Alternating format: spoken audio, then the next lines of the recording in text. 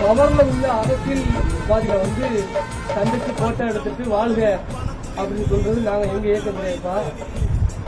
நாங்க பவராவே நாங்க எங்க சாதியை தான் பவரா நினைக்கிறோம், எங்க சமுதாயத்தை தான் நாங்க பவரா நினைக்கிறோம்ப்பா.